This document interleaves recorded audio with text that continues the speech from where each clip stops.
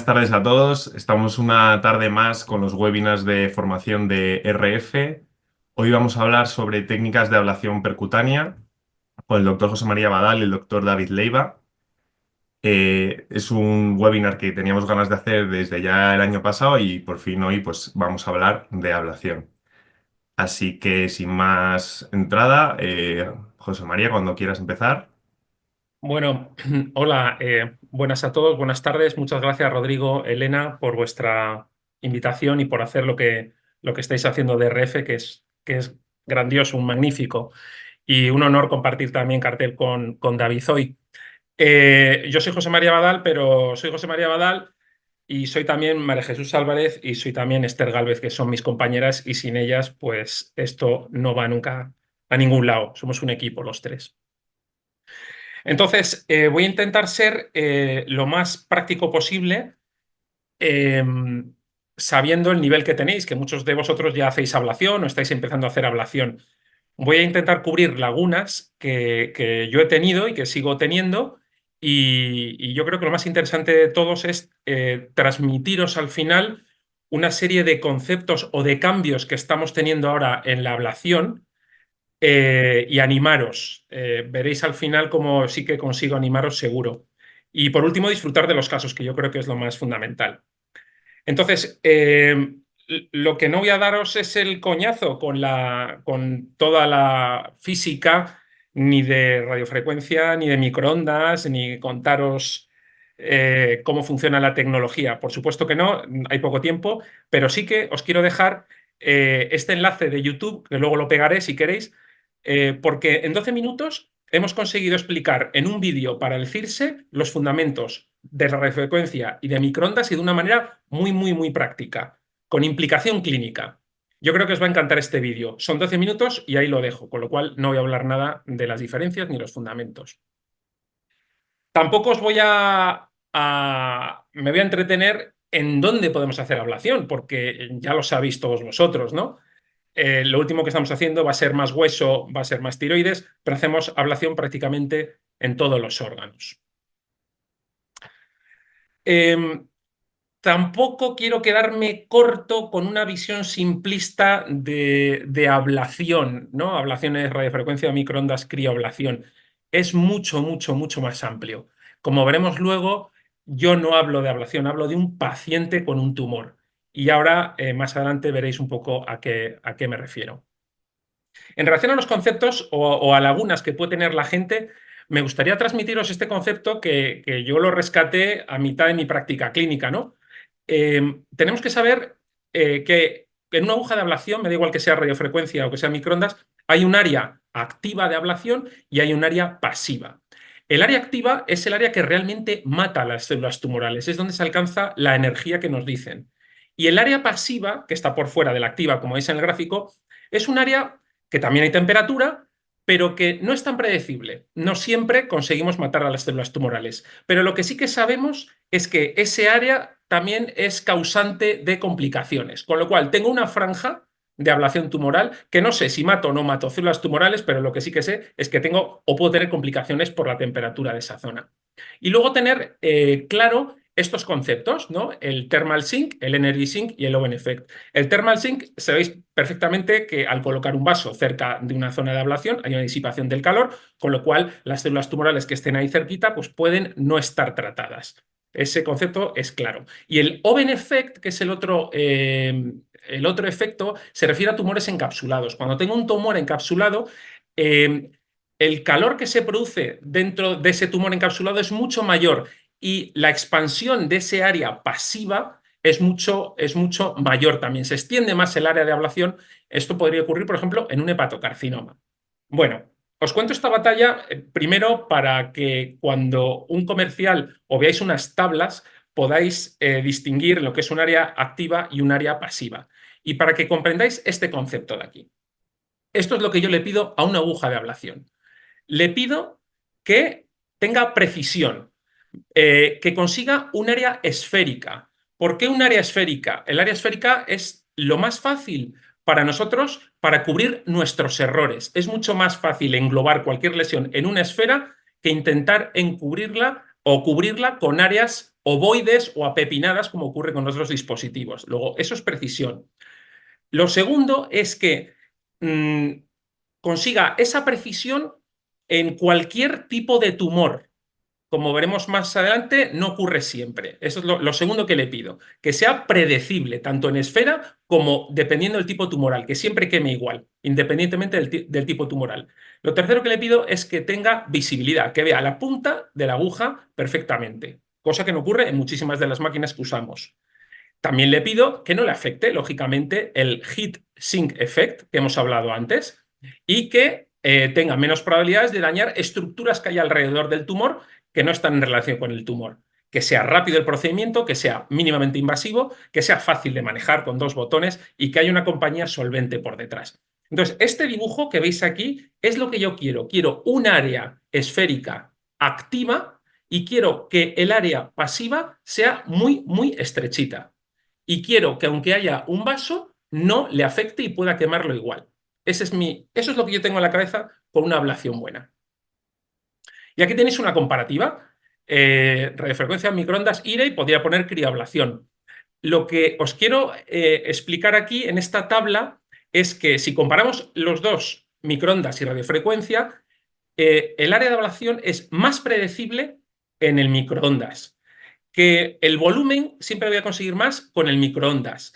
El que haya un vaso al lado le va a afectar menos al microondas. Las limitaciones de la impedancia y las limitaciones del tejido, de la variedad de tumor que sea, le van a afectar menos al microondas. Y deciros también bueno, el manejo del microondas, como sabéis, son dos botones, energía, tiempo, es muy fácil de aplicar para nosotros. Por contra, lo único que va en contra del microondas, para mí, es una opinión personal, es que el gauge de la aguja es mayor y el precio es mayor. Entonces, si tuviera que comparar ahora uno con otro, como veréis, lógicamente, el 90% de nuestras ablaciones en todo el cuerpo las hacemos con microondas. Estos son los problemas que tenemos con la ablación, con cualquier ablación. El primero, el vaso. El tener un vaso me disipa el calor, me voy a dejar tumor. Y esto tiene una implicación importantísima en las recurrencias, como veremos más adelante. Lo segundo es la heterogeneidad de la emisión de la energía. No todas las máquinas, no todas las tecnologías emiten la energía de una manera exactamente igual, con lo cual se ha visto que hay muchos tumores que no responden igual o responden mejor a una técnica que otra. Lo tercero es que hay algunos dispositivos que no consiguen esfericidad, con lo cual esas formas apepinadas hacen que no consigamos cubrir el tumor adecuadamente. Y por último, pues a esto que me refería como ablación pasiva. Tenemos un calor que no me está matando, pero sí me está produciendo complicaciones como las que estáis viendo en pantalla, una quemada del intestino. Y aquí veis uno de los ejemplos. Tenemos un tumor renal, no sé si se ve el puntero aquí colocado. Le hemos hecho ablación y nos encontramos que en el follow-up, a los 3 meses, toda esta parte sigue totalmente viable con células tumorales.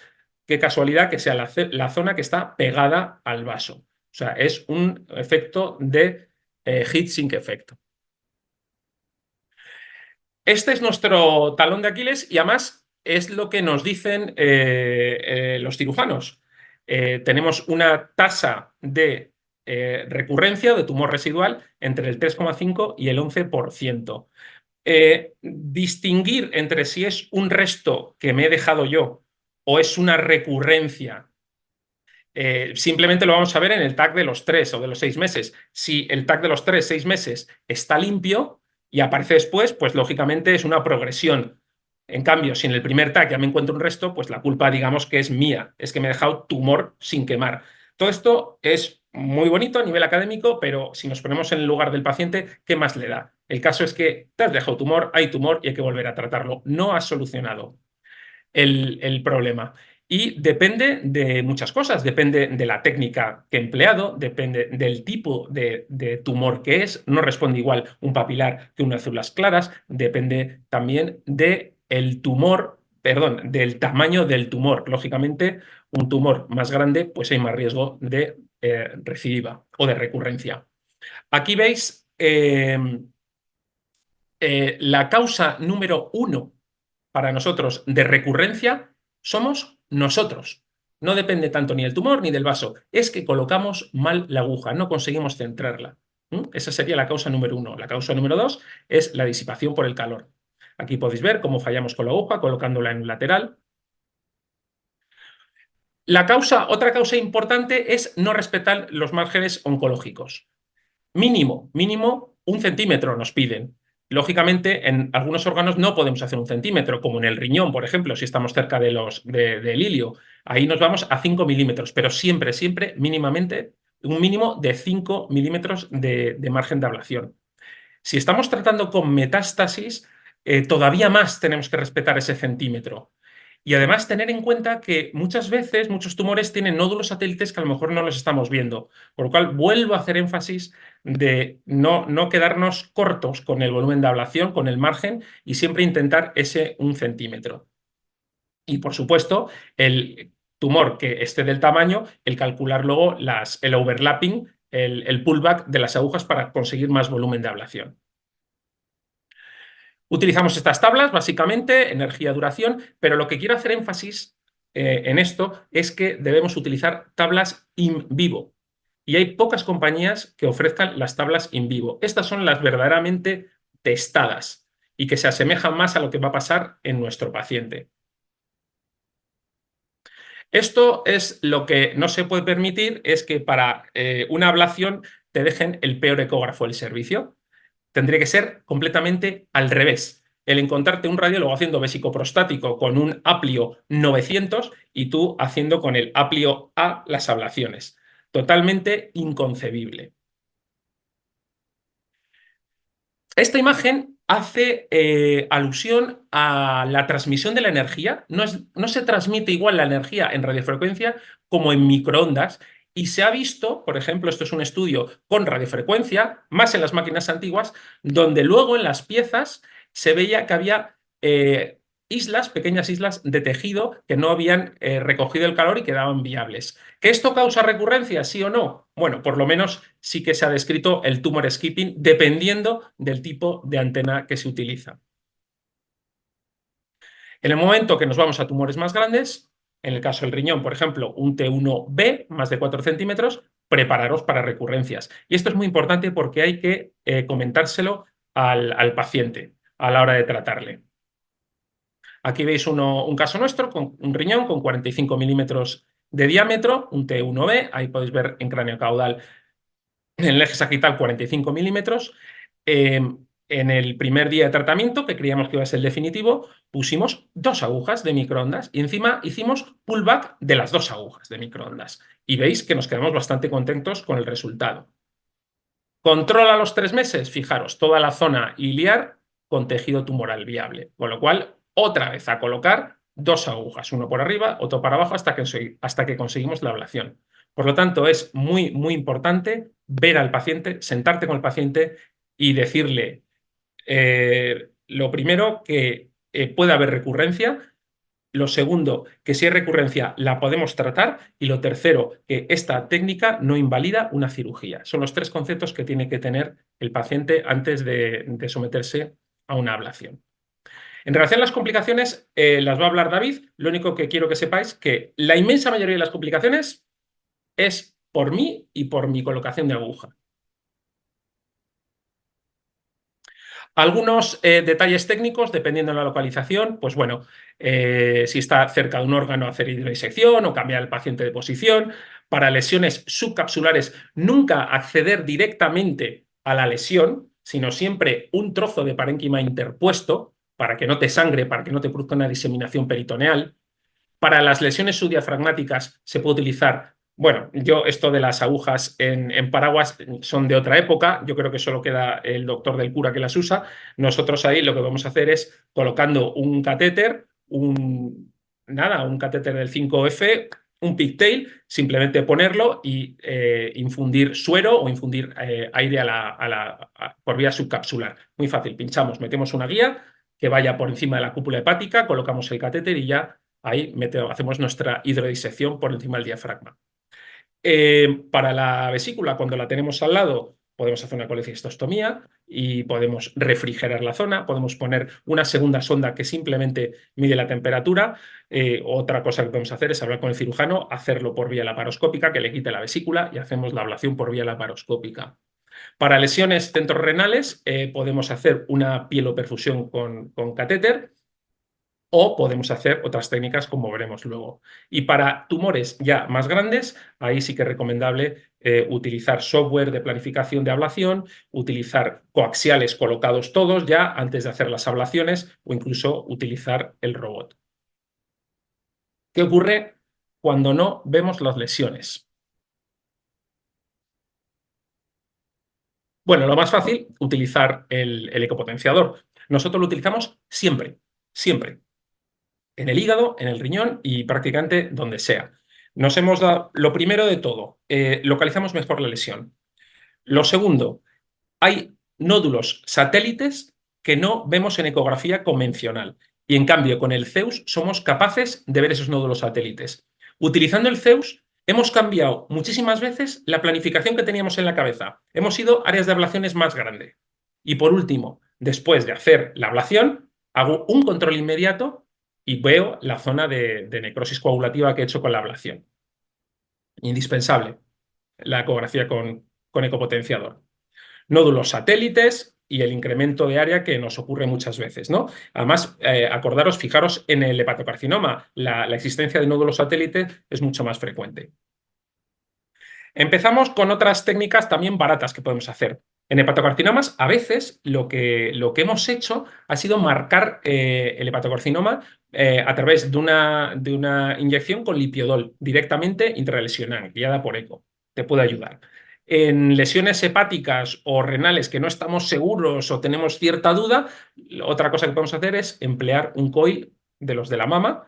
Lo marcamos la lesión, luego le hacemos un TAC, comprobamos que estamos en la zona y ahí haríamos la ablación dirigida hacia el coil. Lógicamente con microondas. Otra cosa que podemos utilizar es la fusión. Nosotros tenemos fusión y efectivamente la fusión la puedes utilizar para lesiones que no estás seguro. El tema de la fusión es que, por lo menos con nuestros dispositivos, yo no me fío de la fusión. Y luego advertiros que muchas veces la fusión del TAC con el eco es errónea, porque imaginaros un riñón, tú haces un TAC boca arriba y luego estás haciendo la ablación boca abajo, entonces el fusionar el TAC boca arriba con el eco boca abajo, pues es motivo de bastantes imprecisiones. Pero bueno, sería otra manera de emplearlo. Y luego, por supuesto, cada vez más todos nosotros pues a través de robot. Me da igual que sea Imactis, que sea Casination, que sea el que queráis. Lo que está claro es que esto está cambiando a lo largo de los años, ¿no? Hemos pasado de la alcoholización a la radiofrecuencia haciendo áreas como pepinos, al microondas haciendo también pepinos, pero ya estamos en la generación de esferas y ya tenemos más tecnología como la CRIO, como el IRE, y el último paso ya de estos últimos años ha sido que todo esto que estábamos utilizando, ahora lo estamos utilizando de una manera más predecible, más estandarizada, con sistemas robóticos y con software de predicción. Ganamos en todo por goleada en relación a la cirugía porque somos igual de efectivos, tenemos menos complicaciones, preservamos órgano. Pero vuelvo otra vez a nuestro talón de Aquiles, el tema de la recurrencia. A la hora de elegir un device, tenéis que valorar todo este tipo de cosas que tenéis aquí. Cada uno le va a dar un valor mayor o menor a cada ítem que veis aquí, ¿no?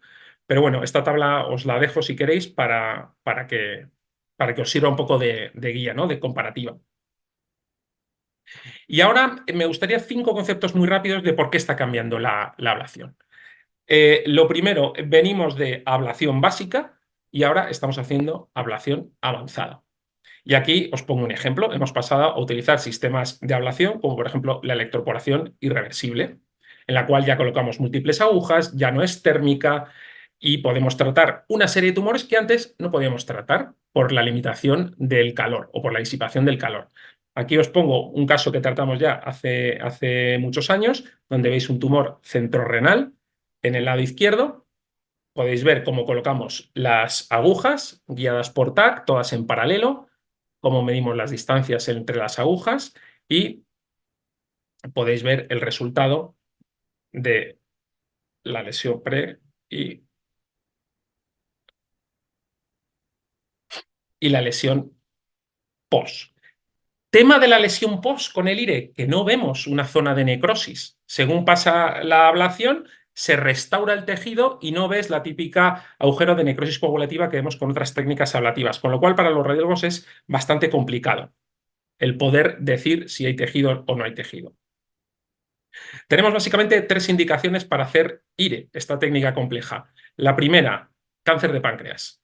Cáncer de páncreas lo situamos cuando el paciente ya ha pasado por la quimio. En cáncer de páncreas en dos escenarios, básicamente. En el localmente avanzado, cuando infiltra las estructuras vasculares más de 180 grados, o en el borderline. En el localmente avanzado se le hace quimio. Si permanece estable o disminuye, ahí es cuando hacemos IRE. Conseguimos supervivencias de 22-24 meses. Duplicamos la supervivencia del cáncer de páncreas actualmente con el IRE. En los tumores borderline, que no llega a 180 grados, también hacemos IRE. En el acto quirúrgico, antes de que ellos hagan el Whipple o hagan la disección, lo que hacemos es colocar las agujas, quemamos toda la zona perivascular y ahí lo que conseguimos es R0, que es importantísimo en la cirugía pancreática. Luego tenemos esos dos escenarios en el páncreas. En el riñón, ¿qué indicación tenemos? La lesión centrorrenal. No vas a dañar la pelvis, no vas a tener recidiva por las estructuras vasculares prácticamente y no vas a tener complicaciones como puedes tener con otras técnicas ablativas. En el hígado, ¿cuándo utilizamos el IRE? En lesiones centrohepáticas, en la bifurcación portal, pegada a la bifurcación de los hepáticos, o en situaciones cuando una lesión a lo mejor está enclavada entre las tres venas hepáticas, o cuando van a hacer una hepatectomía, una hemiepatectomía, y cae la lesión pegada a la vena hepática media. Ellos no pueden cortar el hígado por ahí porque está la lesión, pues ahí hacemos la ablación y podrían hacer la hemiepatectomía que de otra forma no podrían hacerla. Indicación del IRE. Aquí tenéis las series que hay, pero básicamente pasamos a duplicar la supervivencia en cáncer de páncreas. Segundo concepto, hemos pasado de ser la segunda opción, hay técnicas ablativas, en las guías figura la técnica ablativa, no, la cirugía es lo indicado, a ser la primera opción, exactamente igual que la cirugía. Esto es importantísimo. Y aquí os presento recién salido, Lancet, el Collision Trial. El Collision Trial es un estudio que han hecho con 150 pacientes, con 300 pacientes con metástasis de cáncer colorectal. Han cogido y han puesto 150 pacientes en el brazo quirúrgico. El cirujano podía elegir la técnica que quisiera, si lo quiere hacer con robótica, si lo quiere hacer con laparoscopia, si lo quiere hacer abierto. Perfecto. 150 pacientes para un lado. Y en el otro grupo, 150 pacientes van a ablación y el radiólogo intervencionista puede hacer la ablación como quiera, con robótica o percutánea. Casi todos han sido por vía percutánea y sin robótica. Bueno, empiezan a hacer el estudio y cuando empiezan a hacer el estudio lo tienen que parar. Lo tienen que parar porque se ha alcanzado ya se ha alcanzado el objetivo del estudio. No hay que seguir más.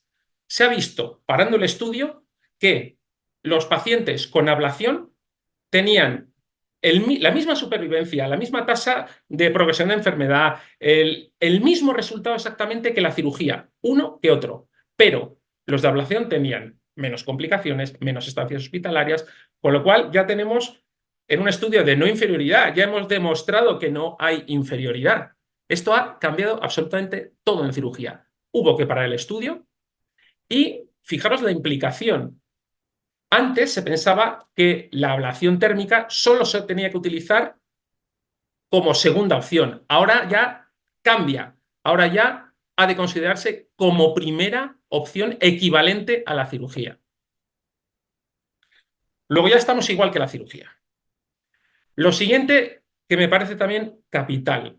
no estamos tratando tumores, estamos tratando pacientes. Con lo cual, los pacientes por un comité multidisciplinar. Lo segundo, fundamental, que los pacientes pasen por una consulta, como veremos más tarde, donde se les entregue un consentimiento, donde se les ajuste sus medicaciones, donde podamos decidir si tiene visibilidad para TAC o para ECO, sin tener que anular procedimientos o volver a citarles a los pacientes. Lo tercero, que tenemos que manejarlo con un anestesista, con una monitorización. Tenemos que saber de antibióticos y hacer profilaxis antibiótico. Lo cuarto, tenemos que hacerlo en una sala de operaciones, que a esto voy a volver más tarde, en un ambiente adecuado. Lo siguiente es que tenemos que saber manejar las complicaciones. Tenemos que saber tenemos que dejar pedidos toda la batería de pruebas que tiene ese paciente, como un hemograma, si hace falta a las 4 horas, vigilar hematuria. Y lo siguiente es que nos tenemos que hacer cargo de ese paciente es tuyo. A los 3 meses te tienes que asegurar que tiene su TAC citado y que lo ves en consulta. Y por último, tenemos que registrar los pacientes que hacemos y auditarnos. Nosotros creíamos que éramos buenísimos hasta que empezamos a evaluar los hepatocarcinomas que teníamos y vimos que teníamos una tasa de recurrencia muy alta. Fundamental recopilar los datos. Bueno, básico en cualquier ablación, me da igual lo que sea, en un sitio adecuado, hay que saber manejar el fentanés, el midazolam, siempre monitorizado, la profilaxis antibiótica y el follow-up. En relación al follow-up, simplemente decir, nosotros hacemos el primer follow-up si no hay complicaciones, ¿eh? Si el paciente se hace una ablación, el hemograma del día siguiente es correcto y el paciente está asintomático, que le vamos a ver a planta, si reúne todo eso, el paciente se va a casa. Y el primer follow-up que hacemos es a los 3 meses. ¿Por qué? Porque si yo le hago un control al mes, estoy mamoneando con el paciente, porque no sé si tiene cambios inflamatorios o me he dejado tumor, con lo cual no me vale para asesorar una respuesta. Yo ya he descartado que no tiene complicaciones por la clínica y por el hemograma y a los 3 meses ya soy capaz de decirle, ¿tiene usted recurrencia o hay un resto que hemos dejado? Y ya en ese momento lo vuelvo a citar. Con lo cual es clave verle en consulta con el TAC de los 3 meses.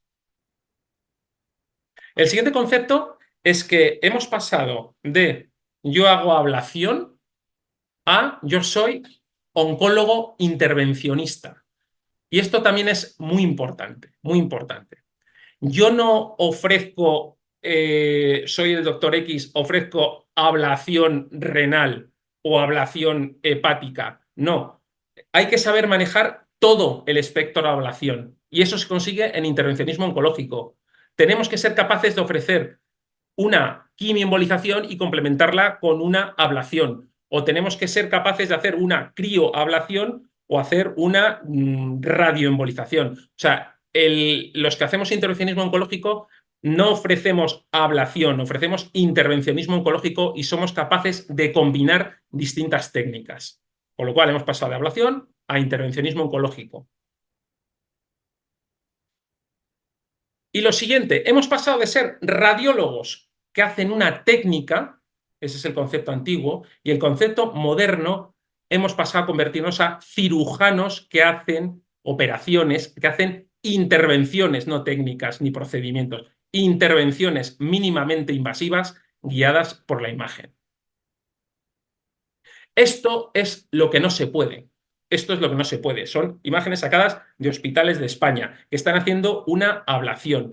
Esta es una manera de desprestigiar la técnica. Yo puedo hacer una ablación de un hígado en mi sala de eco. Súper cutre, la puedo hacer. Pero estás tirando por la borda una técnica, le estás quitando valor. Un cirujano nunca lo haría así. Entonces, os animo a que no se trabaje así. No puede haber gente sin vestir, uno con vaqueros, otro sin gorro, la señora vestida, la paciente sin monitorizar. O sea, esto lo ve un cirujano y ya has perdido toda la credibilidad, toda la credibilidad. Con lo cual, esto tiene que acabar, lo haga quien lo haga. Y esto es lo que hay que hacer.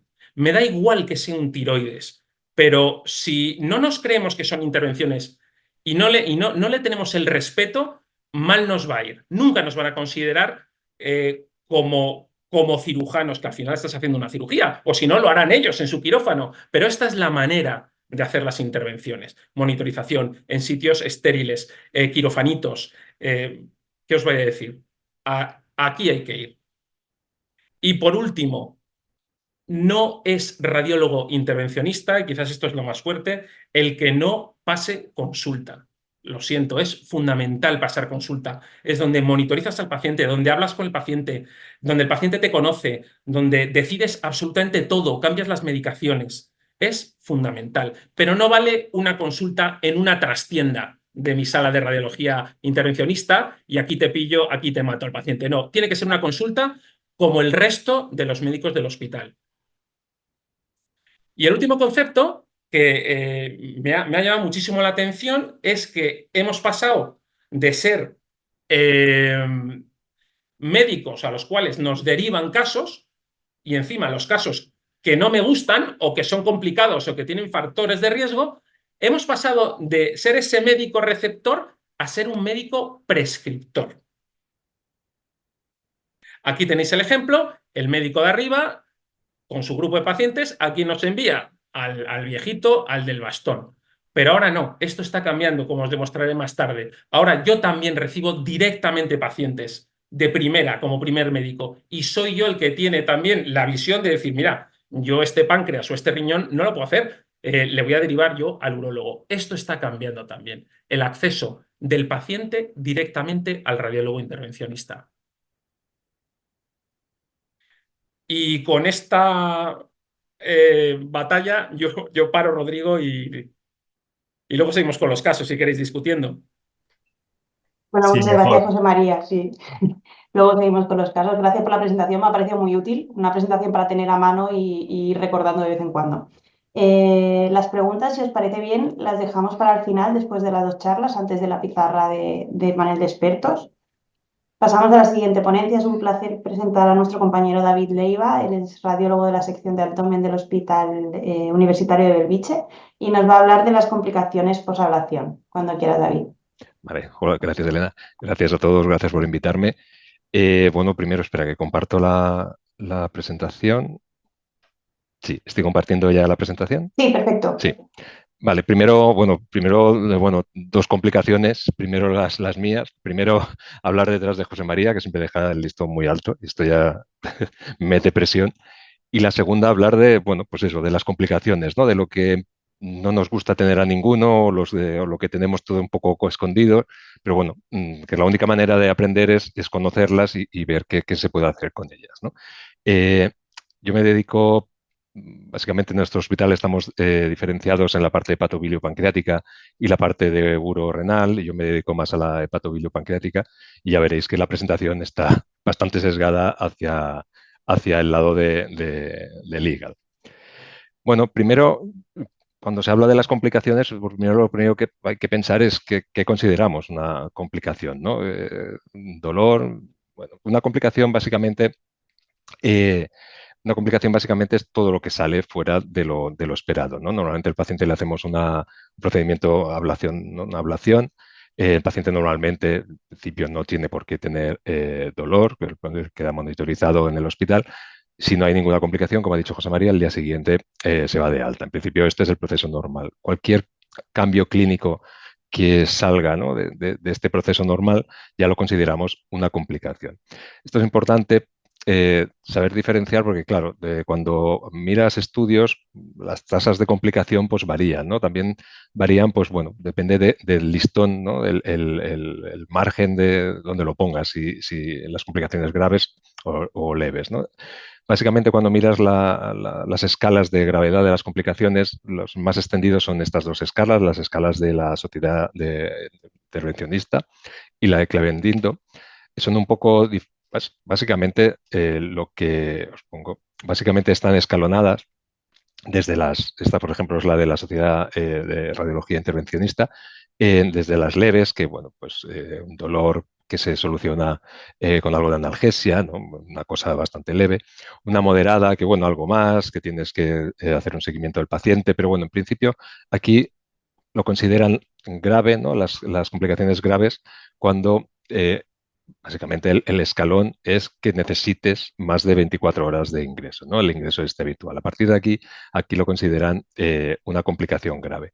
Otra, por ejemplo, que es un poco diferente, por ejemplo, es la de Clavin-Dindo, que, bueno, es un poco listón también entre leves y graves, también lo ponen, pero a veces se puede solapar, ¿no? Entre las dos escalas podemos tener solapados de uno que en una lo consideran en el escalón de grave, ¿no? Se han pasado más de 24 horas, otra leve. Entonces, dependiendo de la bibliografía, dependiendo del artículo donde miréis, pues bueno, cambia un poco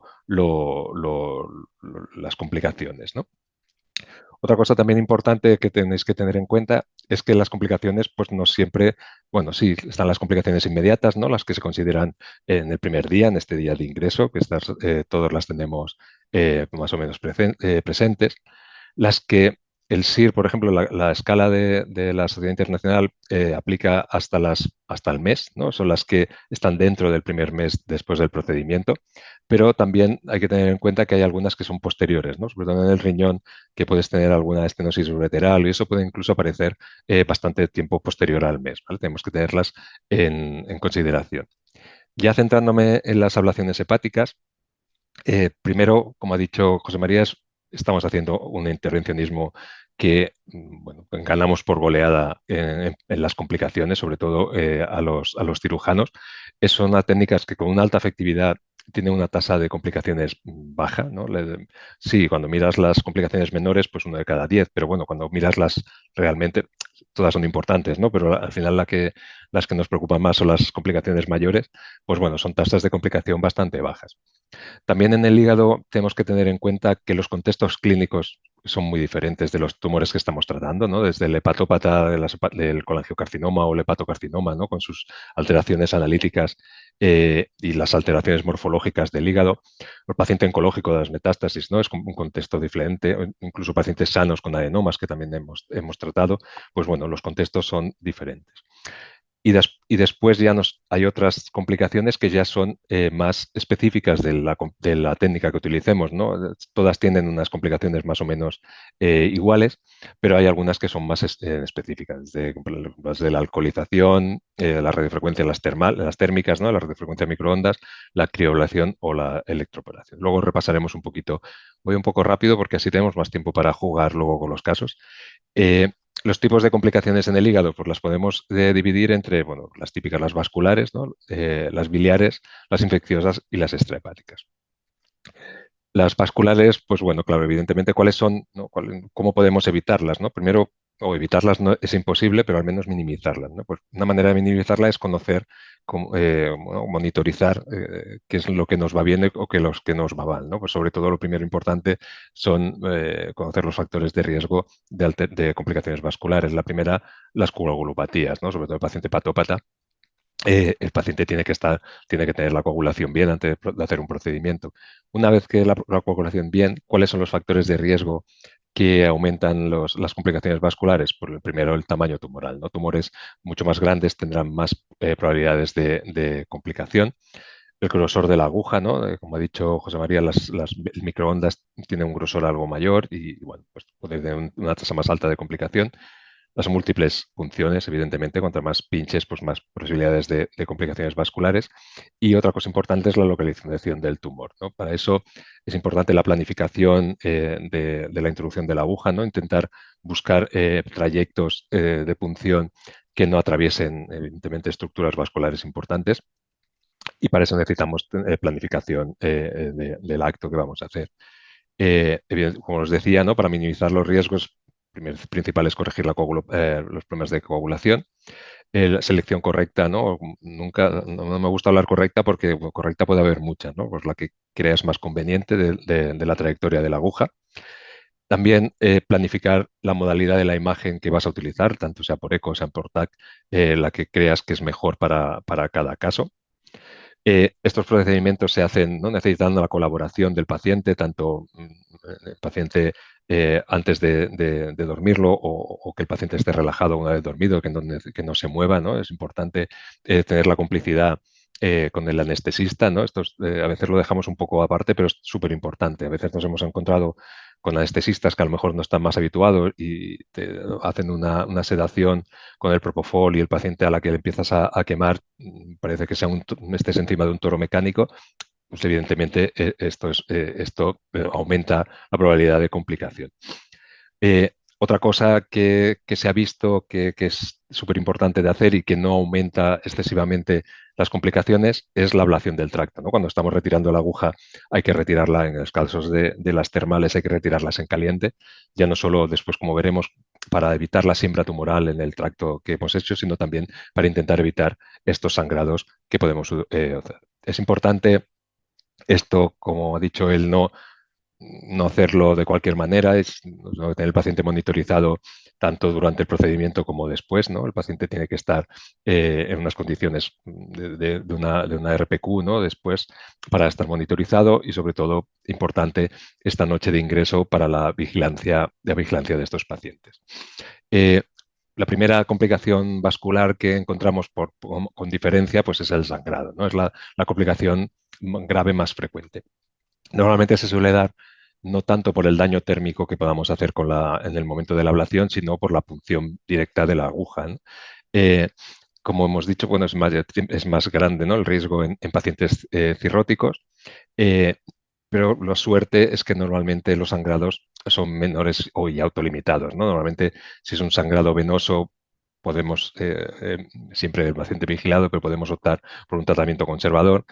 Incluso si es arterial y se autolimita, pues también podemos estar vigilando y, bueno, a la mínima podemos embolizar, pero siempre tiene que estar el paciente, como os decía, embolizado.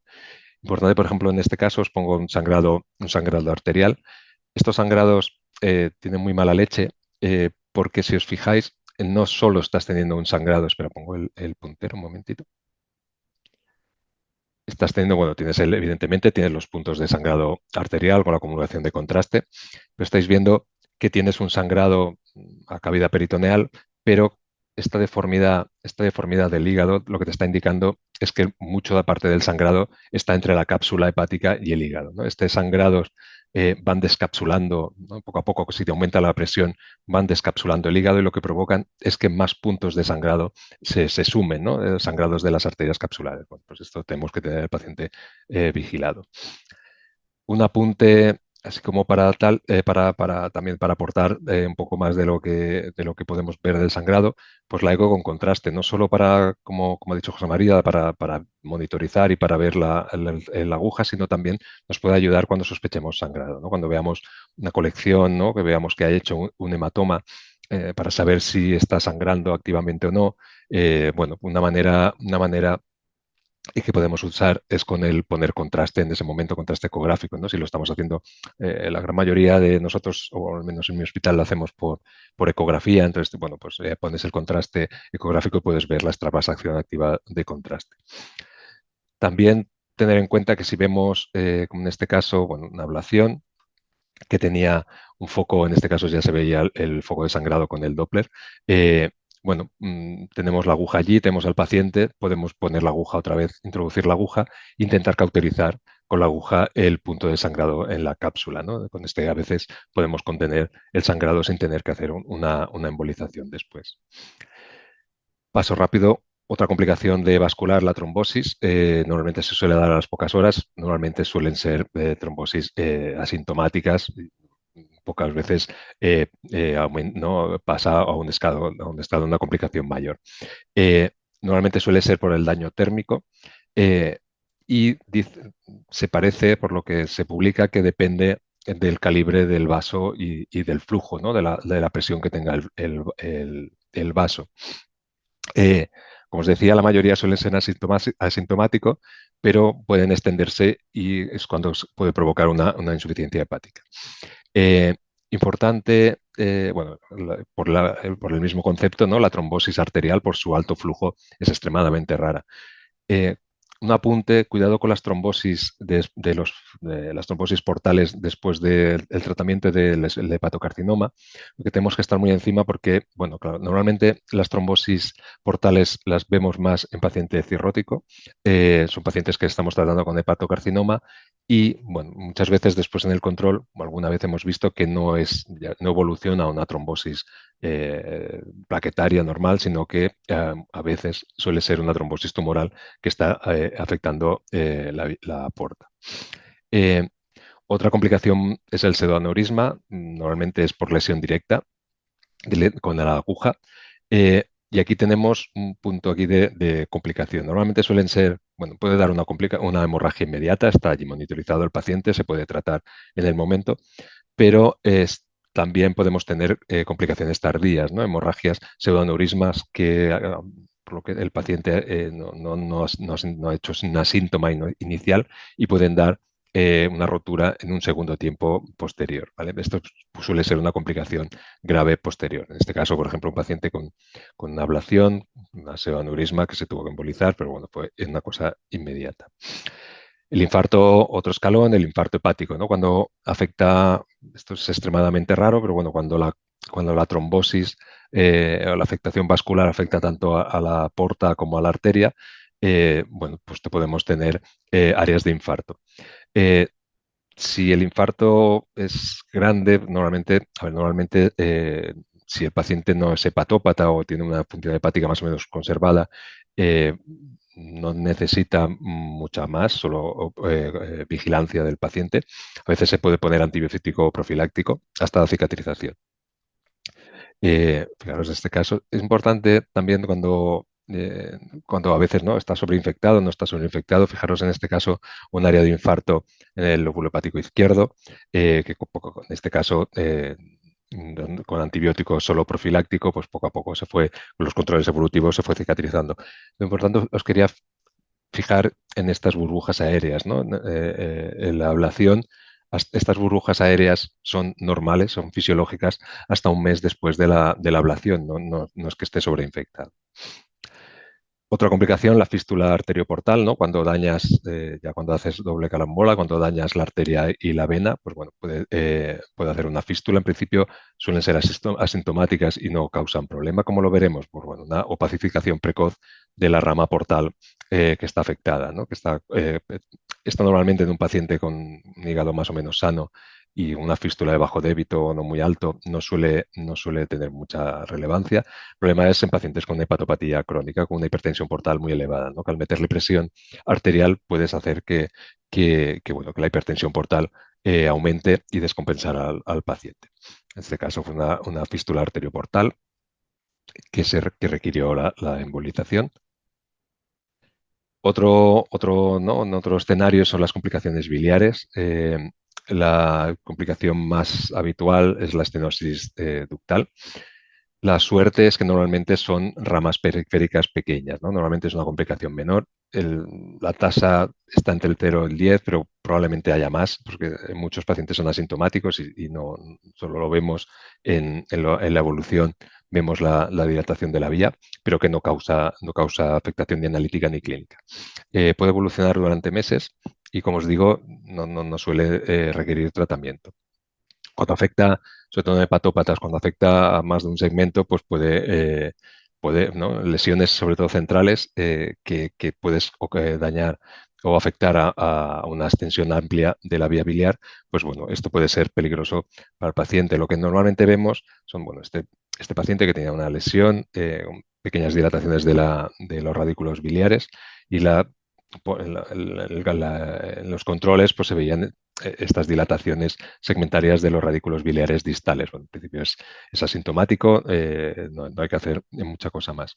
El problema es cuando son lesiones centrales o más centrales que pueden afectar a más de un segmento, como en este caso, que al final provocó, bueno, si estáis viendo una atrofia en los seguimientos, una atrofia marcada de los segmentos mediales del lóbulo hepático izquierdo. Aquí quiero hacer un inciso porque, bueno, por lo que os decía de las técnicas, porque no todas las técnicas funcionan igual con la vía biliar, ¿no? Se pueden intentar hacer técnicas para intentar reducir el riesgo. Se puede intentar hacer un enfriamiento intraductal, ¿no? Pero es un procedimiento invasivo, ¿no? El paciente con una endoscopia, invades, ¿no? Metes el tubo en la papila y bueno, refrigeras la vía, pero bueno, es un procedimiento invasivo. Eh, Hay gente que, bueno, piensa que puede en las partes más próximas sobre todo en las lesiones centrales, la alcoholización, pero bueno, en principio está contraindicado porque puedes provocar incluso la alcoholización. Si daña la vía biliar, puedes hacer un daño todavía mayor. Y aquí es donde parece que las técnicas nuevas es donde mejor se desarrollan, ¿no? Donde mejor se muestran sus resultados, tanto la electroporación como la crioablación. Son técnicas que, por lo que parece, tienen alta seguridad para tumores estos que están muy centrales para la vía, ¿no? Muy centrales, muy próximos a la vía central, a la vía biliar central.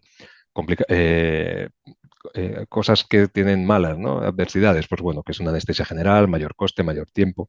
La crío también parece que tiene más seguridad que las técnicas de termoablativas, ¿no? De radiofrecuencia y microondas.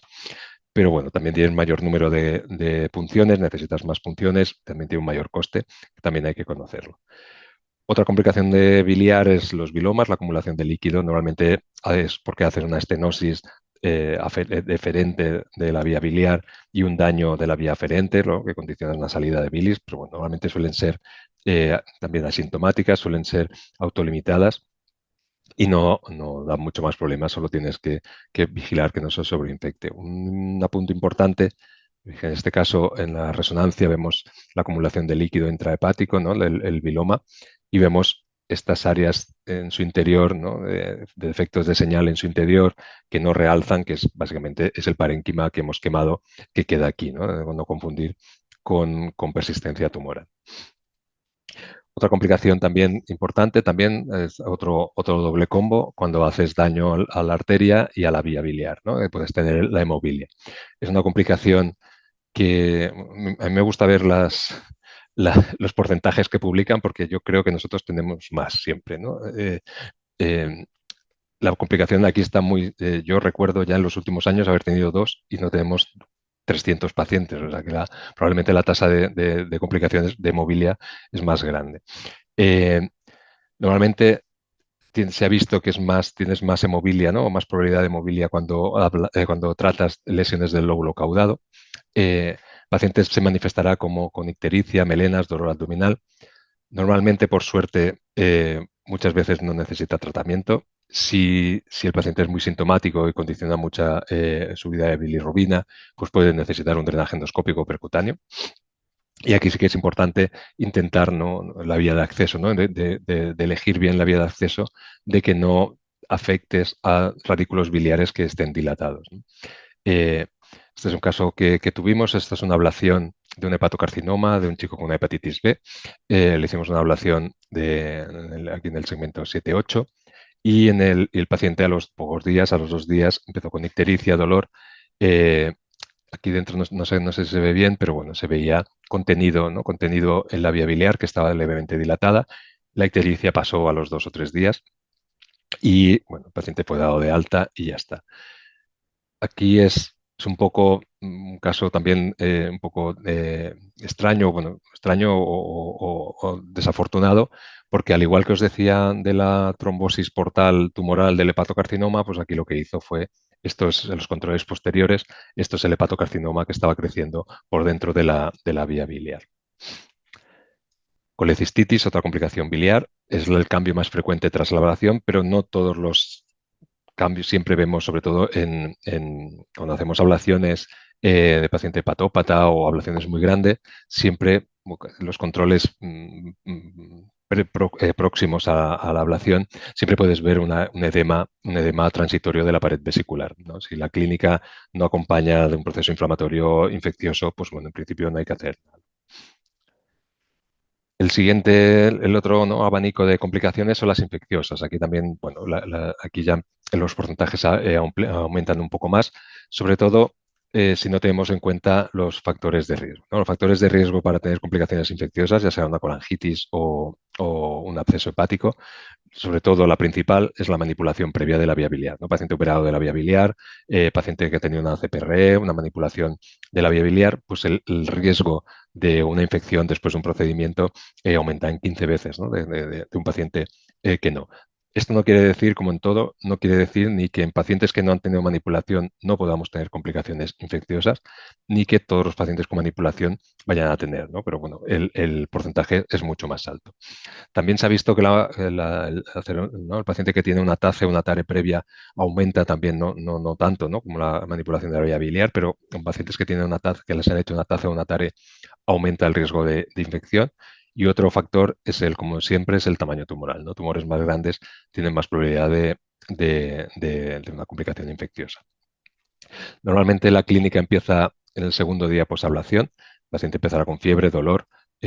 Importante, no, aquí hay un momento que hay que distinguir del síndrome de posablación, ¿no? Al igual que la quimioembolización o la TARE, ¿no? Cuando hacemos necrosis hepática, al segundo o tercer día podemos tener un síndrome posablativo, ¿no? El paciente empezará con dolor, con alteración de las pruebas hepáticas, puede tener hasta fiebre, ¿no? Pero normalmente la analítica no tendremos leucos, no tendremos, ¿no? Es un proceso, ¿no? El síndrome posablativo normalmente en un día se autolimita, en cambio esto no. El paciente normalmente suele tener días de alteración de su clínica. Aquí normalmente cuando los pacientes que tienen manipulación de la vía previa, en nuestro hospital hacemos profilaxis antibiótica, pero aquí hay controversia, ¿no? Cuando tú miras bibliografía, pues hay gente que no está tan de acuerdo, otros que sí, otros ponen 3 días, otros que no. Bueno, esto es que hay que ajustarlo un poco en cada hospital con el servicio de infecciosas, ¿no? En nuestro hospital, cuando hay una manipulación de la vía previa, siempre ponemos antibiótico durante y después del procedimiento. El acceso, no solo a la colangitis, sino el acceso, ¿no? Pues siempre tendremos la clínica de infecciosa, dolor. Cuando hacemos un escáner, una reso, veremos el patrón en diana típico, ¿no? Ahora veremos alguna. Podemos, si es un proceso por anaerobios, podemos ver burbujas aéreas, pero normalmente son mucho mayores, mucho más cantidad que las que hemos visto cuando un proceso fisiológico normal después de una ablación.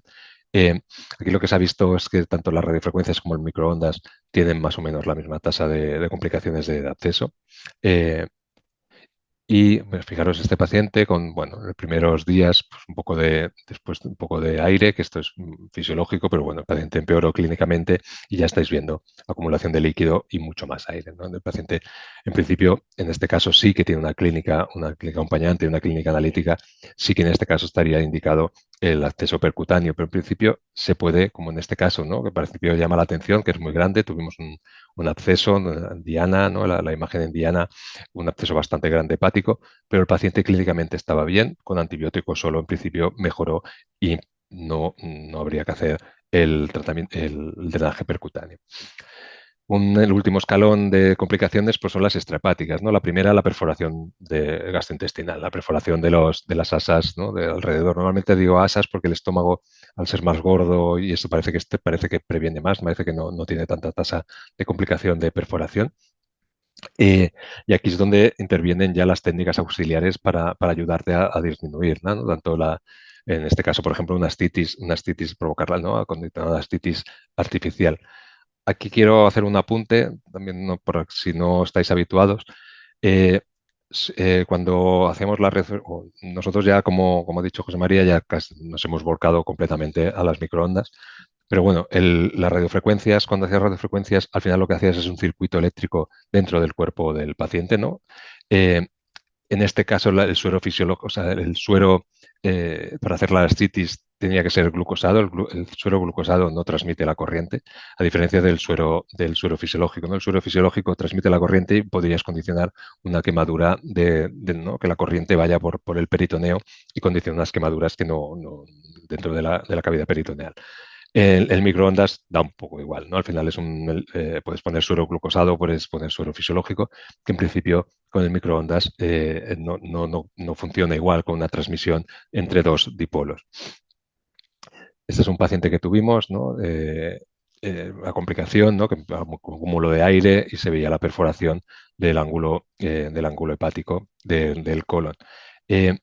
Aquí quería poner un apunte porque a veces esto es un poco complejo, porque a veces sí lo ves al lado, ¿no? Ves al lado el colon y dices, bueno, voy a hacer una hidrodisección, intentar separarlo y ya está. Pero cuidado con los pacientes que han tenido cirugías previas. Los pacientes que han tenido cirugías previas y tienen adherencias, a veces no lo tienes pegado a la cápsula, el colon o el intestino no lo tienes pegado, pero el calor queda acumulado dentro de esa adherencia, ¿no? El intestino no se puede mover dentro de esa zona y puedes hacer eh, una perforación no estando en contacto directamente. Entonces, como consejo es que las lesiones que sean próximas o pacientes operados, próximas a la cápsula o pacientes que estén operados de la cavidad peritoneal, pues no está mal siempre hacer algo de hidrodisección. Otras técnicas que podemos utilizar, bueno, las complicaciones torácicas, ¿no? Derrame pleural, bueno, casi es fisiológico, ¿no? Casi siempre o muchas veces si hiciéramos un control, pues que normalmente no lo hacemos, pues si hacíamos un control a las 24 horas de un paciente, pues casi todos tendrían algo de derrame pleural derecho. En principio es asintomático, en principio el paciente se reabsorbe solo y ya está, no hay que darle más. Otra complicación que podemos tener son en las lesiones que están en la cúpula hepática por las lesiones pleurales y o diafragmáticas, ¿no? En este caso, por ejemplo, fijaros, son lesiones que estaban muy arriba, muy en contacto con la parte posterior del diafragma, que bueno, pues en los controles posteriores se veía el daño, ¿no? A veces es una cosa muy pequeñita, a veces, pues bueno, ya estáis viendo que esto es el hígado, ¿no? Que está herniado, en principio también asintomático, pero bueno, llama bastante la atención la herniación del hígado por un daño. Probablemente en este caso, después mirando la retrospectiva, este caso no le hicimos hidrodisección, no le pusimos, creíamos que no, bueno, que estamos protegidos, que estamos algo distantes de la cúpula, pero bueno, ya estamos viendo que no fue el caso. Otra complicación grave, esto es muy rara, solo se han descrito 6 casos, toquemos madera, no hemos tenido taponamiento cardíaco, ¿no? Sobre todo en lesiones del lóbulo hepático izquierdo. Bueno, el paciente que tenga taponamiento cardíaco, pues está indicado la pericardiocentesis de emergencia.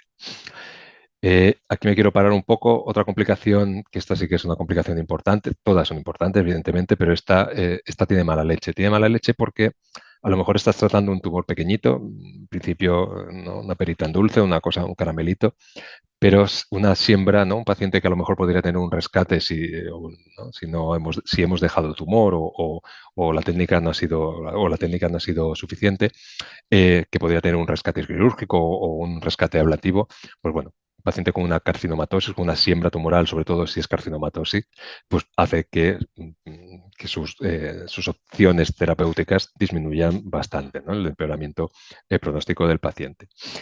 ¿Cuándo aumenta el riesgo de la siembra tumoral? Pues bueno, sobre todo cuando tenemos que reposicionar muchas veces en los electrodos, en tumores superficiales o subcapsulares y sobre todo, bueno, pues cuando el tumor tiene más mala leche, ¿no? Evidentemente. Aquí es donde entra otro punto importante de la ablación del tracto, ¿no? Hacer la ablación del tracto cuando estamos saliendo meticulosa, no es todos tenemos ganas de acabar y siempre acabamos haciéndolo muy rápido, pues bueno, hay que hacerlo despacio, tranquilamente, para no solo, como hemos visto antes, para evitar o reducir el riesgo de sangrado, sino también para disminuir también la probabilidad de siembra tumoral. Fijaros, un tumorcito, ¿no? Un tumor localizado, se puede intentar rescatar de una forma quirúrgica, pero bueno, si esto no es aquí, sino que es en la cavidad peritoneal, pues bueno, pues el paciente, evidentemente, sus opciones disminuyen considerablemente. Un apunte rápido, voy rápido porque creo que nos hemos pasado ya de tiempo bastante. Cosas diferentes entre diferentes técnicas, la radiofrecuencia con respecto a las microondas. Microondas parece que tiene una mayor tasa de complicaciones menores, que también tiene una mayor tasa de complicaciones, o sea, menores y mayores, las dos, pero bueno, tiene cosas buenas, ¿no? Como hemos dicho, es una técnica que es muy rápida, en menor tiempo, tiene menor efecto de la refrigeración de los vasos, es una técnica muy predecible a diferencia de la radiofrecuencia, por eso, aunque tenga algo más de complicaciones, estamos todos tirando, creo, hacia la microondas. La crioablación con respecto a las técnicas térmicas, ¿no? La radiofrecuencia del microondas. En principio parece que son menos dolorosas. El hielo, ¿no? La bola de hielo que se van formando la estás viendo en tiempo real. Puedes intentar predecir mejor o parar el procedimiento cuando creas que has llegado al punto de ya que no puedes aguantar más. Eh, por lo tanto, tienes un menor daño de estructuras adyacentes. Como hemos visto, un menor tasa de estenosis biliares y está indicado para lesiones centrales. Cosas malas, mayor número de aplicaciones, ya lo hemos visto. Otra cosa importante es que no haces ablación del tracto, ¿no? La siembra tumoral puede que sea más frecuente y también el riesgo de sangrado. Una complicación especial que es solo suya, para ella sola de la crioablación, es el crioshock, ¿no? Al final es un paciente que le estás congelando un trozo del cuerpo y puede hacer un shock en los días siguientes por el hielo, ¿no? Por la congelación. La electroporación irreversible con respecto a a las térmicas, que la crioablación, son más seguras para lesiones en el ilio. Tienen menos riesgo, igual, son las agujas más finitas, pero es más difícil de colocar correctamente las agujas. Son pacientes que tienen que hacer con anestesia general.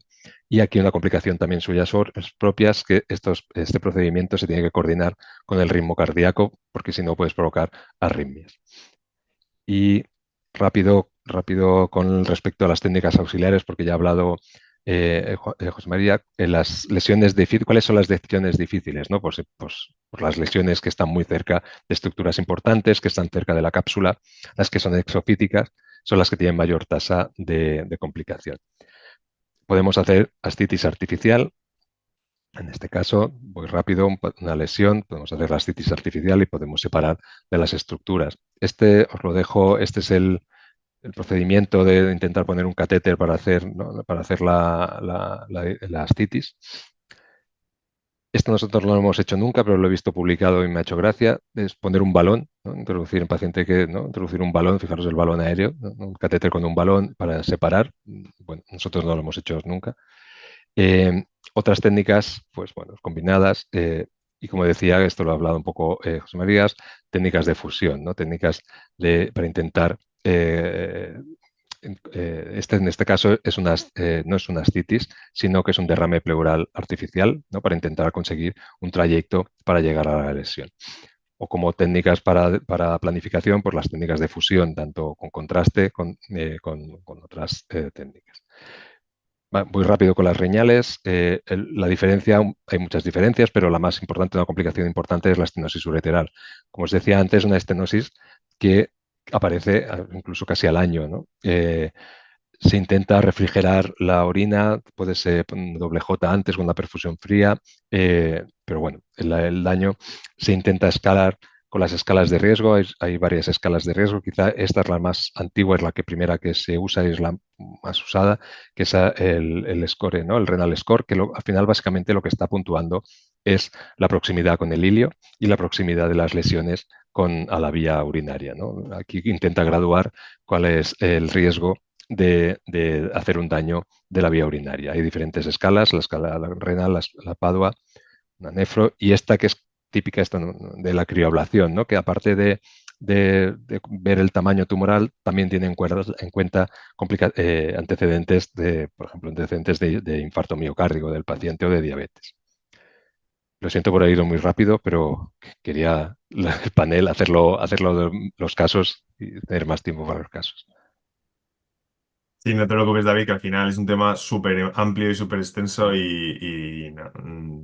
teníamos poco tiempo. Si os Vale, parece, comparto la pizarra para ver los casos vale. y los vamos comentando también para pues, responder las dudas a raíz de casos concretos. Si quieres, Y mientras lo pones, hay una pregunta. Preguntan si el control inmediato posablación también lo hacéis con Zeus.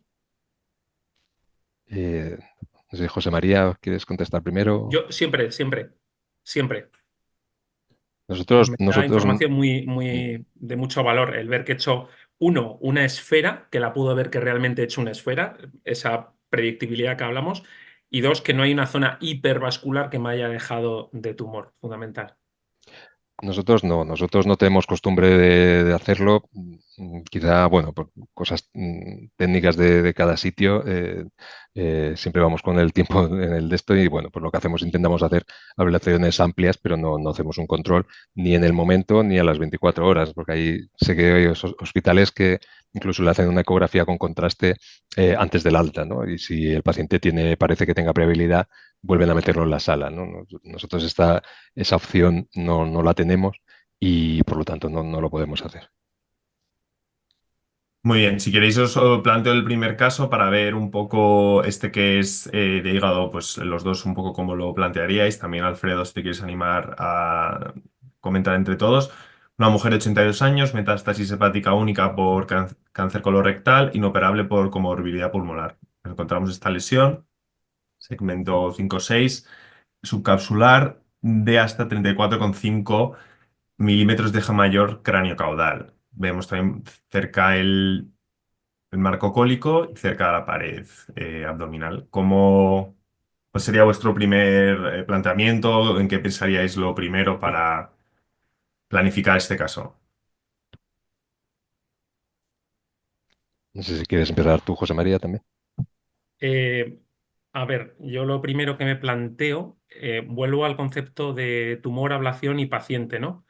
Y os pregunto a cualquiera de vosotros, ¿cuál es la supervivencia de un paciente con una metástasis hepática de un carcinoma de células claras? Eso lo primero, el primer dato que hay que saber antes de empezar a analizar una imagen, ¿no? Son 82 años, comorbilidad pulmonar y una metástasis. Entonces, esto hay que Meta hablarlo. hepática de colorectal. Ah, correctal. Colorectal. Sí, sí, que es que las siglas engañan. Ah, vale, Pero vale, vale. cáncer colorectal, Pues, meta única, sí. vale. Pues eso es una cosa, bueno, que hay que hablar, ¿no? Su madre tiene Sí. 82 años y cuál es la supervivencia que tiene, ¿no? Y si la paciente, aparte de mi ablación, va a recibir un tratamiento sistémico, porque si no va a recibir un tratamiento sistémico, lo que estamos haciendo no vale para nada. Y saber si no tiene otras lesiones, que lógicamente, por lo que has planteado, no tiene, ¿no? O sea, No, todo, enfermedad todo, oligometastásica solo vale. en O hígado. sea, el concepto es pensar en el paciente y hablar con la familia, no la lesión. Pero luego, en relación con la lesión, es una meta, hay que conseguir R0, voy a necesitar un margen en mi ablación de 1 centímetro, o sea, nada de cutrerías de medio centímetro. Voy a tener que utilizar una tabla in vivo, o sea, valoro más un dispositivo que tenga tablas in vivo a uno que no lo tengan. Hidrodisección, porque tienes el colon ahí pegado. No meterle la aguja directamente al tumor, siempre parénquima interpuesto y, y poco más. Y luego me queda la duda que no sé responderla. ¿Qué protocolo harías de emisión de calor? O sea, si nos ponemos en microondas, ¿qué preferís aquí hacer? ¿Una ablación con 150 vatios en, yo qué sé, 5 minutos? ¿Una de 100 vatios en 7,5? ¿Una de 75 en 12? El protocolo de emisión de energía no sabría decirte. Yo soy más cobarde, probablemente iría a un protocolo bajo porque me daría miedo que me estallase la lesión en la cápsula. Pero no te sé decir eso, es una duda que siempre he tenido. Eh, a ver, yo estoy de acuerdo contigo que primero que ya estamos en lesiones de por encima de 3 centímetros, ya empezamos a bajar. Ya lo de encorilarnos con respecto a los cirujanos ya por encima de 3 ya, ya empezamos a bajar un poco. Eh, Esta paciente está ahí, es lo que decía José María, ¿no? De hacer un margen, estoy de acuerdo que tienes que hacer un margen mínimo de 1 centímetro, ¿no? Si estás haciendo una lesión de 3 centímetros, tienes que hacer una ablación de 5 centímetros para hacer un margen de uno por cada lado. Eh, Aquí, seguro hidrodisección, estoy completamente de acuerdo, siempre que se haya que hacer, ¿eh? O sea, si la paciente puede hacer quimio antes para reducir la lesión, perfecto. Si no, si estamos aquí ya hay que tratarla, hidrodisección seguro. Eh, Entrar por parénquima sano también. Y después aquí tengo yo una pelea que siempre traigo también con las casas comerciales. El tema de yo me gustaría tener una aguja, o sea, el único apunte que te pondría, José María, a lo que has dicho, lo que le pediría una aguja, estoy completamente de acuerdo. Lo que le pediría es que fuera predecible, que fuera igual todo lo que tú has dicho, pero que pudieras hacer ablaciones más amplias, porque yo tengo una pelea que es cuando tienes que hacer más de una ablación en una aguja, en una lesión, ¿vale? Cuando tienes que hacer, claro, tú al final Ahora tenemos las de 150 vatios, pero bueno, básicamente de un disparo, que digo yo, solo puedes hacer bolas de quemadura de 4 centímetros, ¿vale? Claro, esto lo calculé, me acuerdo que lo calculé una vez, digo, ¿cuántas bolas perfectas de 4 centímetros tienes que hacer para hacer una ablación de 5 centímetros, ¿vale? Y lo calculo, bueno, estuvimos calculando y tienes que hacer, aunque nosotros al final acabas haciendo 2, 3, bueno, las que tú veas, pues para hacerlo perfecto y para poder coger 5 centímetros enteros tendrías que hacer 6 ablaciones, ¿vale? Porque al final es una cosa es tridimensional. Tendrías que hacer 6 ablaciones perfectas para hacer una ablación que cogiera una zona de 5 centímetros, ¿vale? Entonces yo creo que por eso, tengo la sensación que por eso el límite este de los 3 centímetros, que miras las publicaciones y siempre, ¿no? De somos la leche por debajo de 3, por encima de 3 empezamos a bajar. Yo creo que empezamos a bajar de la efectividad porque tenemos que hacer más de una ablación dentro de la lesión. Entonces me da la cosa que es como cuando coges un helado con las bolas, ¿no? Que al final vas haciendo bolas, pero vas dejando los picos de dentro de las bolas y es de ahí donde perdemos, ¿no? Yo creo que si tuviéramos que supongo que evolucionará así, si tuviéramos unas agujas como los sistemas predecibles, pero que yo pudiera hacer de un disparo una ablación de 5, yo creo que las tasas de persistencia tumoral yo creo que bajarían, ¿eh? Es una impresión que tengo. Sí. No sé si queréis decir algo más. Yo tengo una duda. Hola. Hola. Ah, al- Llegando al tema que decía José María de que tenemos que vernos como oncólogos intervencionistas, ¿plantearían otro tipo de terapia para esta paciente? Por ejemplo, radioembolización, por ejemplo, ¿y cómo le explicarían las ventajas y desventajas de ablación versus radioembolización, por ejemplo?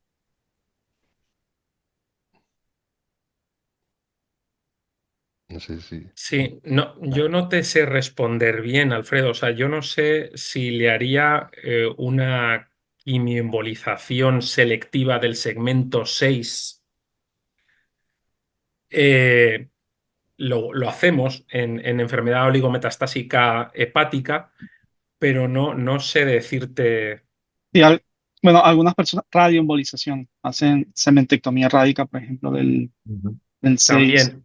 Yo ahí no tengo, ahí sí que no te puedo ayudar con la quimio, sí, pero no tengo datos para decirte si haría ablación más quimioembolización, pero no lo sé en radioembolización, no lo sé. También es verdad que metes a la abuela de 82 años en un fregado grande, ¿no? Ya, ya.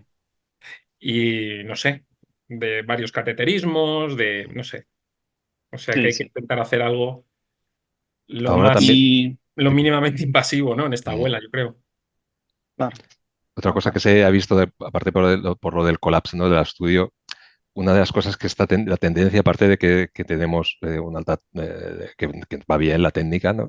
Sobre todo en lesiones pequeñas, una cosa que se está llevando ahora también es, claro, por decir, la abuela con 82 años probablemente no, pero lo que se ha visto, ¿no? Que al final las metástasis de colorectal, eh, al final le tienes que le aumentas la supervivencia, ¿no?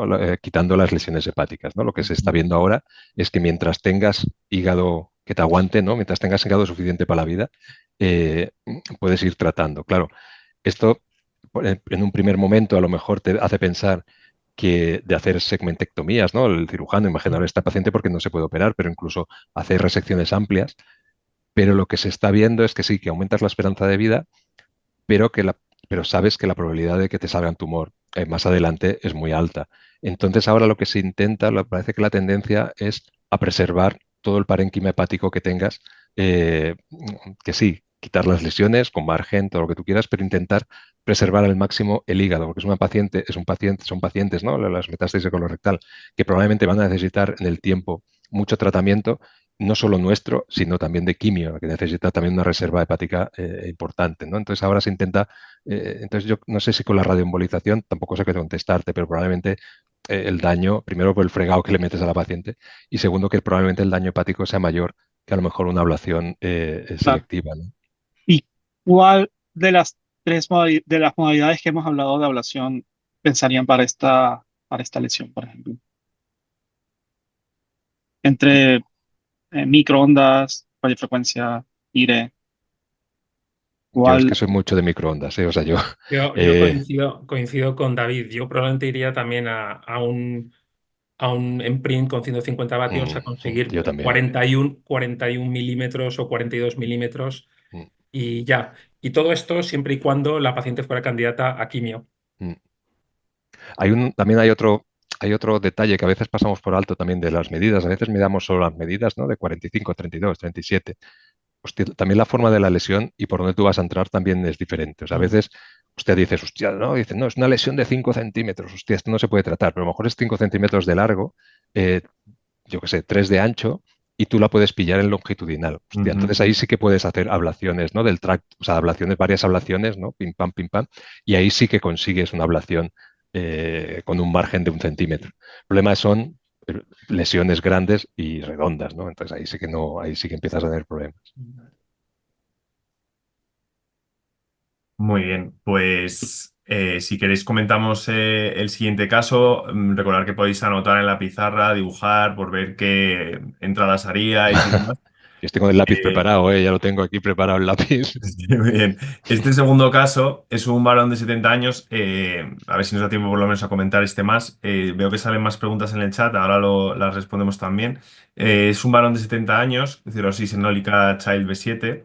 Está mal apuntado aquí el diámetro máximo de una lesión única, un hepatocarcinoma en el caudado de hasta 30 milímetros y desestimado para trasplante, con la particularidad de que, por lo menos en modo B de ecografía, pues no se localiza esta lesión. Entonces, quería ver de todas las opciones que habéis planteado durante vuestras respectivas charlas, aquí cómo haríais el planteamiento inicial. Ecopotenciador, algún sistema de fusión, algún sistema de navegación, ponerle un coil previamente. ¿Qué pensaríais inicialmente para abordar este caso? Yo quizás lo primero que pensaría es ponerme a llorar, porque el primer caso era el fácil, probablemente, ¿no? Este es el complicado. Eh, Primero, no porque no se vea, porque probablemente por eco es una lesión hipervascular, ¿no? Es un hepatocarcinoma, probablemente con el eco con contraste, Sí. yo creo que se vería casi seguro. El problema es la localización, ¿no? Está en el caudado, son 30 también, ¿no? 30 milímetros, está ahí en el límite, está muy cerca de la cava y muy cerca de aquí porque a lo mejor no se ve, pero está muy cerca de la porta también, ¿no? Ahí Ujú. el margen ya empieza a ser complicado, ¿no? Hacer un margen, engorilarte, ¿no? Y pasarte y hacer un margen suficiente, bueno, ya nos hacemos pequeñitos y ya no te atreves tanto. Eh, yo primero le pondría contraste seguro y valoraría la proximidad con el resto de vasos. En este caso, como decía José María, también hay que también ver el paciente. Es un paciente que con el Child B probablemente una quimioembolización también sería machacarle bastante el hígado. La verdad es que este sería complicado de tratar. Yo, si lo viera por la eco con contraste, probablemente lo trataría, ¿eh? Pero es verdad que con aquello que dices, hostia, le voy a dejar tumor casi seguro. Eh, yo voy a pensar primero en el paciente, ¿no? Es un BCL, o sea, es un BCLC-A, entiendo que con hipertensión portal. Sí. Entonces, simplemente asegurarme, ¿no? De lo que estoy haciendo, ¿no? O sea, está indicada la ablación. Eso Ujú. que nos quede claro, ¿no? No es un paciente para tratamiento sistémico, ni es un paciente inicialmente para TACE. Entonces, vamos a por ablación. Para verlo, yo creo, y coincido con David, yo creo que con ecopotenciador se va a ver. Si no, podría hacer un marcaje, o nada, con un CC de lipiodol en la zona que yo creo que es, metes una agujita fina, metes nada, una chispita de lipiodol y quedaría marcado, repites el TAC y ves que coincide. Eso sería otra opción, ¿no? Dentro de las técnicas ablativas, con alcohol no me vale, lo puedo hacer, pero no me vale porque estamos en 30 Importante. Sí. milímetros, ¿no? Con lo cual, Ujú. fuera.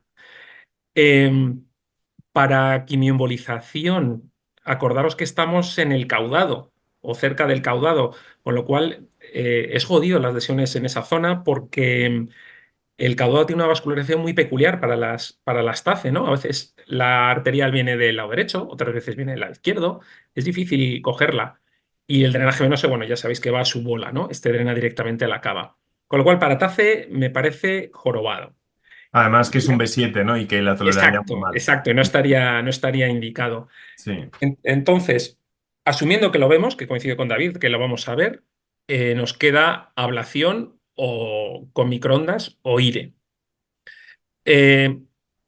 IRE podría ser candidato porque dices, bueno, pues tengo la porta por un lado, tengo la cava por otro lado, puede ir bien. Lo que pasa es que me obligaría a poner demasiadas agujas y hacer un tracto larguísimo. Muy Y profundas, ¿no? Sí. sí, Vale. y la otra opción sería jugártela y hacer una ablación con un imprint, cruzando los dedos. Un Sí. hepatocarcinoma en teoría es encapsulado y bueno, intentar hacer un abordaje con el imprint y ya está. Sí que te pueden ayudar, si no ves la lesión, también los sistemas de navegación, un Casination, te puede ayudar bastante para predecir el área y la navegación de la aguja y poco más. ¿Y aquí os plantearíais un tratamiento combinado? ¿Ablación intraarterial o no? Bueno, estamos en la misma que la quimioembolización, ¿no? Al final, el Mm. combinado es meterle más caña a un hígado que tiene, ¿no? que está casi en las últimas, ¿no? Aquí el problema, aparte de la localización y todo, ya por hacer un apunte, como ha dicho José María antes, claro, al final estás tratando lo que ves, pero el hepatocarcinoma por encima de 3 centímetros, probablemente la cantidad de microsatélites que tengas alrededor es muy amplia. O sea, casi seguro que va a tener que sí, que tú dices, hostia, qué bien, qué bueno soy, he tratado en lesión de 3 centímetros y después ves que te sale tumor alrededor, ¿no? Porque al final tratas lo que ves, pero probablemente tengas mucho. Sí que es verdad que estando ya el paciente ahí, que ya lo tienes y eso, yo lo intentaría tratar, ¿no? También, estoy de acuerdo, ¿no? Con un imprint, intentando ser lo que puedo, ¿no? Intentando no hacer el mínimo daño, pues, o hacer el mínimo daño posible, lo trataría, ¿eh? Después ya veríamos en el seguimiento, ¿no? Si han salido más. Y es lo que decía también José María, a veces, claro, hostia, cuando ves al paciente otra vez allí que te mira, ¿no? Y te dice, hostia, es que no me las has quemado todo, ¿no? Y tú dices, hostia. Sí, pero a veces hay que tenerlo en cuenta esto y hay que vivir con eso y que tampoco es malo, ¿no? Claro, todos nos gustaría tratarlo a la primera y decir qué buenos somos y hacer los seguimientos y que no nos salga nunca más el tumor. Pero la realidad es que, bueno, que son tratamientos que a lo mejor que puedes hacer más de uno, ¿no? Que no limita, que no te limita a hacer otro en más tiempo, ¿no? Que es lo que decía José María, que el paciente también lo tiene que tener claro, que dices, bueno, que sí, que tú lo intentas hacer, todos lo intentamos hacer lo mejor posible, pero que a veces queda tumor, entonces pues, tienes que volver a hacerlo, a hacer una segunda tanda, ¿no? Y Hay que explicarle al paciente, yo creo que es muy importante, que tiene dos problemas. Tiene un cáncer de hígado y tiene una hepatopatía. Mm. Y que a lo mejor es la hepatopatía lo que le mata y no el cáncer de hígado. Entonces, nuestra misión, lo que dice David, ojalá me salga fenomenal y ojalá lo queme, pero a lo mejor mi estrategia es cronificar un tumor, cronificarlo. Mm. Entonces, es importantísimo hablar con él y decirle esos dos aspectos, ¿no? Y ahora un apunte así, ahora que os tengo a todos. eh, a veces hemos tenido, que yo creo que está descrito, lo que decimos que hostia, el tumor se ha encabronado, ¿no? A veces lo tratas, queda tumor, un trozo de tumor, y cuando haces el control es como si hubiera hecho una explosión. No sé si os ha pasado, si tenéis casos así, que no lo entiendes, ¿no? Que dices, hostia, pero si he hecho lo mismo, el tumor parece que es el mismo de siempre y te pega una explosión de un paciente a lo mejor que tiene un hepatocarcinoma más o menos pequeño y que lo tratas y cuando haces el control dices, hostia, si es que le he empeorado, ¿no? Entonces no sé si es que la selección es mala, si tenemos medios para intentar predecir qué pacientes nos va a hacer eso, no sé qué os parece. Te comprendo, David, a mí me ha pasado, ¿eh? Con un cáncer de mama en una mujer, tratándolo la meta y encontrarme el control de los 3 meses todo el hígado y todo sembrado. Es Y un que a lo mejor estallido tumoral. llevaba tiempo a lo mejor con una lesión única, porque normalmente cuando nos llega es una lesión única, lo digo metastásica, que va aguantando con la quimio y lo tratas y ¡pum! Explosión. Y dices, coño, joder, que a lo mejor no tenía que haberle tratado, ¿no? Sí, es un estallido tumoral, pero no sabes ni por Vale, dónde vale. cogerlo ni por qué. Te planteas si a lo mejor el mecanismo emplea demasiada energía, si estaba muy cerca de unos vasos y me ha Mm. estallado y me ha hecho una diseminación. No lo asistente. sabes, pero te acuerdas, ¿eh? Ya, ya, sí, ¿Qué sí, sí, te pasa? acuerdas, sí, sí. Vale, yo no sé si nos va a dar tiempo a muchos casos más. No sé cuándo cierra el webinar, no lo Es sé. que esto tiene una hora en la que cierra solo, así que a lo mejor en algún momento se corta y no hay tiempo ni para decir adiós. Entonces, por intentar responder a alguna de las preguntas del chat, también preguntan, ¿cómo se eligen los protocolos de tiempo y potencia? Cuanto más riesgo de sangrado, menor potencia y mayor tiempo. Por intentar pues, aclarar eso, si cuando eliges en las distintas tablas, yo entiendo la pregunta como que en las distintas tablas tú puedes llegar a mismos diámetros con mayor potencia y menos tiempo o menor potencia y más tiempo. Si influye de alguna manera el riesgo de sangrado donde estés con elegir unos u otros. Mm, Así Yo interpretaría no, la pregunta.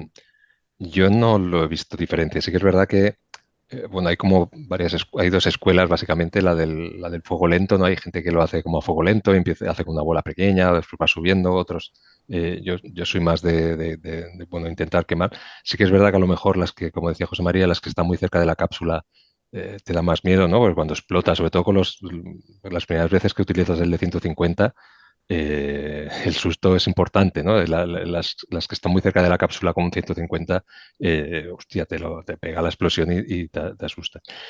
Nosotros hemos hecho 100 y 150, normalmente siempre vamos muy a tope ¿no? Por lo que por la sensación mía de esta de en una única disparo tenerla toda la lesión, siempre vamos a tope de potencia y no tenemos más, creo, más complicaciones no, que cuando hacíamos con menos potencia. No sé si el resto.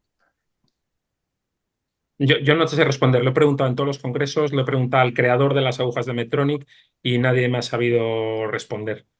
No lo sé, no se sabe. No. Bueno, está ahí 1.000 millones de preguntas más, mías unas cuantas, pero yo creo que ya podemos, si os parece, Elena, Alfredo, también ir cerrando el webinar de hoy. Dos recordatorios promocionales. Primero el Congreso Survey del 28 al 30 de mayo en Pamplona, para recordad que todavía os podéis inscribir. Ya ha cerrado el plazo de comunicaciones, pero la inscripción sigue abierta y nada, recomendar ir a toda costa a este congreso. Y luego, Elena, si quieres comentar. Y recordaros que está la serie de webinars formativos de inteligencia artificial. Mañana es el segundo y hablará el doctor Ángel Morales de ética y cuestiones legales. Yo creo que son muy interesantes y que no os los podéis perder. Gracias, David y José María, por las presentaciones Vosotros. y por charlar con nosotros, a todos vosotros por acompañarnos este ratito. Y nos vemos el próximo mes, el último miércoles de abril, con enfermedad tromboembólica. Un saludo, nos vemos. Gracias. Adiós, Gracias. gracias a Adiós. todos. José Hasta María. luego. Adiós, adiós. Chao.